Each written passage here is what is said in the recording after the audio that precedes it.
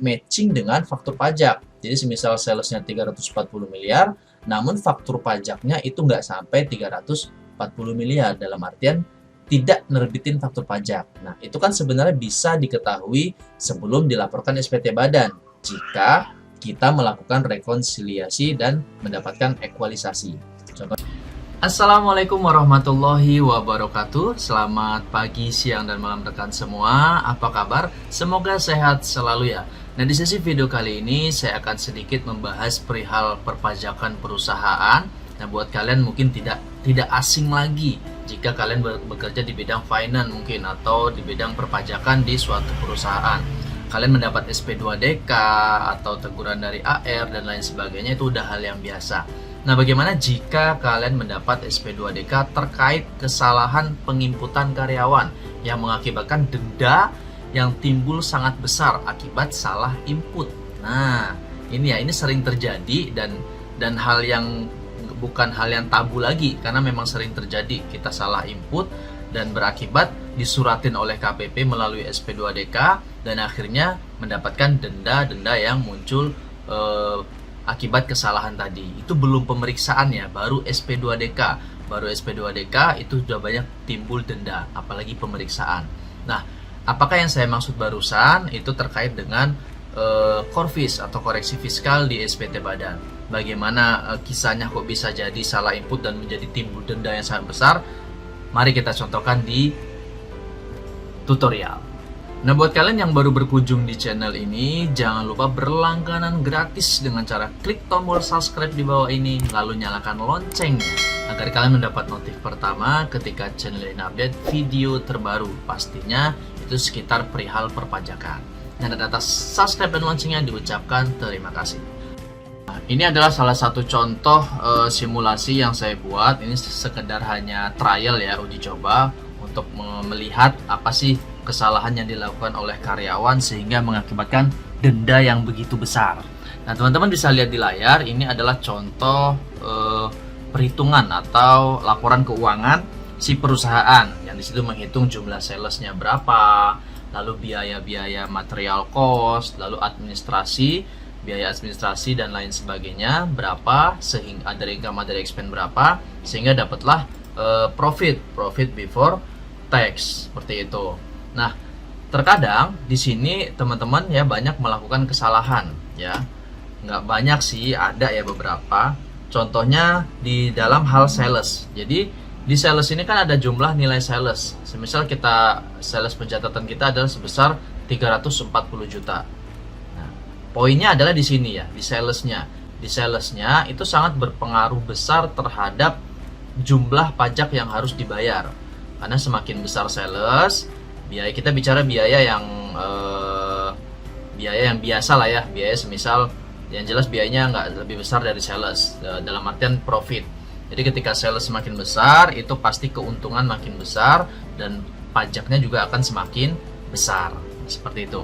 Nah, ini salesnya dibuat contoh 340 miliar. Salesnya sebesar 340 miliar, lalu dikurangi dengan raw material cost dan administrasi expense ya, seperti sewa kantor, mobil, biaya gaji karyawan, rental dan lain sebagainya. Lalu ada other income dan other expense. Ini nggak usah dijelasin ya, karena kita fokusnya nggak ke situ, tapi kita fokusnya ke salesnya, nilai sales atau nilai jualannya. Nah, sehingga dapat profit sebesar 32 miliar. Ini profit sebelum pajak. Nah, lalu kita hitung pajaknya, 32 miliar, PKP-nya atau penghasilan kena pajak langsung dikalikan 22%.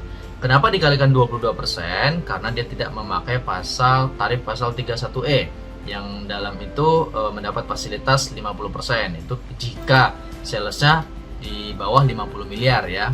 Tapi kalau sudah di atas 50 miliar, itu udah saklek harus 22%. Nah, 22% dari 32 miliar adalah 7 miliar. Nah, inilah yang harus dibayar oleh perusahaan ke negara sebesar 7 miliar.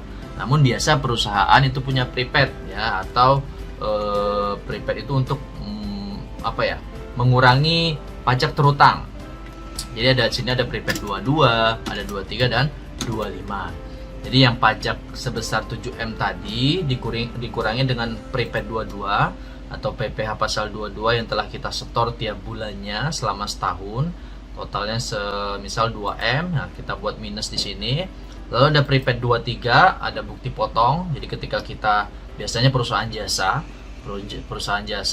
memberikan jasa lalu dipotong PPh 23. Nah, itu bisa kita gunakan sebagai pengurang pajak turut utang ya, PPh 23. Lalu ada PPh 25 atau angsuran yang kita bayar tiap bulan, yang dicicil tiap bulan, yang tujuannya untuk mengurangi beban besarnya pajak terutang di tahun tersebut, sehingga pajaknya nggak terlalu gede. Inilah 2M, karena kalau misal dihapus 2M nya kan gede nih 4M, makanya ada PPh pasal 25 untuk mengurangi beban membayar pajak terutangnya agar nggak terlalu kaget gede gitu.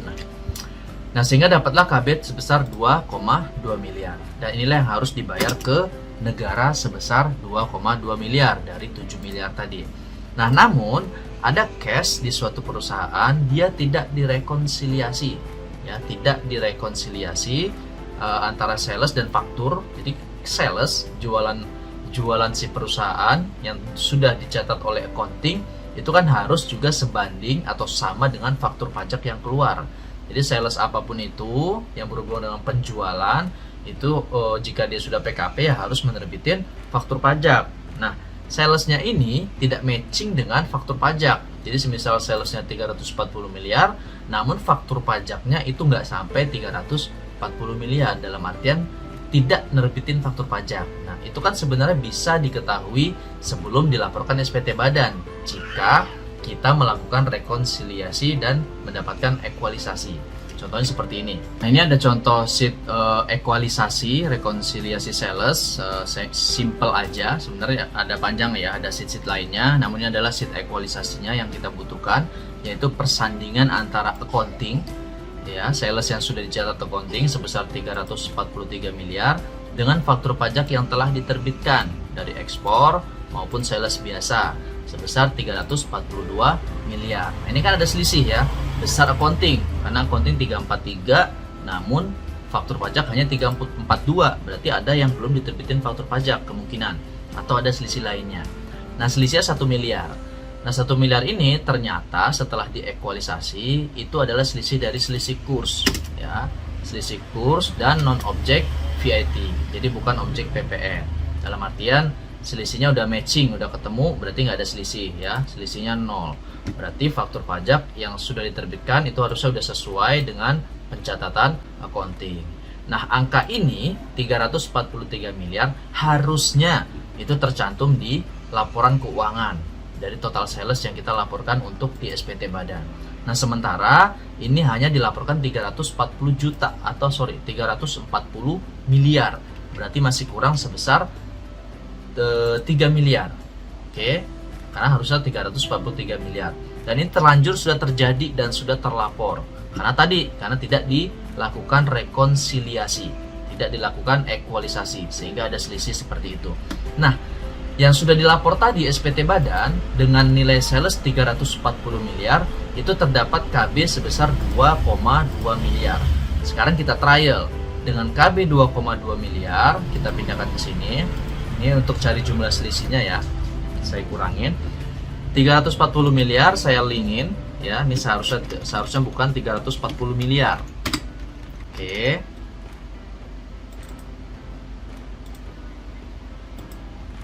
Nah, kita linkin dengan jumlah ekualisasi yang seharusnya 343 miliar. Maka nilai KB itu pasti berubah karena profitnya itu naik ya, salesnya naik, dalam artian profit juga makin tinggi, KB juga akan naik pastinya. Nah, tadi KB-nya 2,2 M, sekarang KB-nya menjadi 3 miliar. Ada selisih 844 juta. Jadi di sini adalah denda yang muncul itu sangat banyak ya, sangat banyak sekali.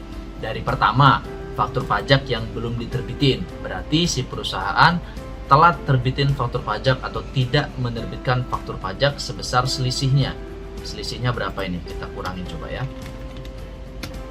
3 miliar ya, 3,8 miliar faktur pajak yang tidak diterbitkan.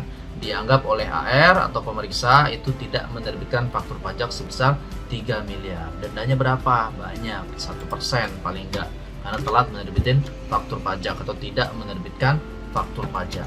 Seperti itu. Nah, 38 juta itu contoh satu. Lalu muncul KB-nya pasti ya. Dari sales yang belum dibuat itu pasti ada KB PPN yang harus dibayar ke negara. Itu satu. Dua sudah ya. Sudah dua, denda tidak terbitin faktur, lalu denda lalu KB kurang bayar atas PPN. Lalu denda kurang bayar PPN tadi ya, banyak sekali muncul denda-dendanya.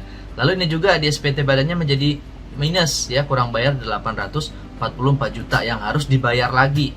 Jadi bayar 844 juta ke negara ya. Lalu bayar juga dendanya, denda atas keterlambatan membayar PPh pasal 29 yang harusnya diterbitkan mungkin kalau tahun buku Jandas itu di April maksimal. Nah, ketika tidak bayar di April, lewat Mei, Juni dan terus-terusnya, maka denda sebesar paling nggak 1% sesuai Undang-Undang HPP. Itu dikali jumlah bulan, maksimal 24 bulan. Jadi itu teman-teman ya, banyak terjadi muncul denda-denda ketika kita salah menginput dalam laporan untuk ke kantor pajak, laporan SPT badan dan lain sebagainya. Makanya diharuskan kita melakukan rekonsiliasi untuk menentukan atau untuk mengetahui sales yang dicatat oleh accounting itu udah sama belum sih dengan sales yang sudah diterbitkan faktur pajak. Karena jika tidak sama atau beda, nah ini tadi larinya ke sini. Ya, dendanya banyak, denda tidak terbitin faktur, denda atas kurang bayar, denda di SPT badannya menjadi kurang bayar pasal 29, angsurannya juga berubah nantinya, angsurannya menjadi lebih besar, kurang bayar lagi. Jadi banyak denda yang muncul akibat salah ya, nggak ada tax planning seperti ini. Nah, mungkin itu sedikit dari saya. Semoga bermanfaat untuk teman-teman. Maka mulai ini jangan sampai salah menginput laporan khususnya di laporan keuangan untuk dilampirkan di SPT badan, karena pengaruhnya sangat besar di SPT badan. Sekian dari saya, semoga bermanfaat. Mungkin ada kata yang salah, saya pribadi mohon maaf.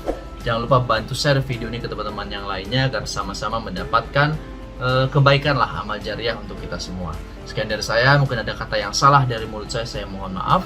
Akhir kata, assalamualaikum warahmatullahi wabarakatuh.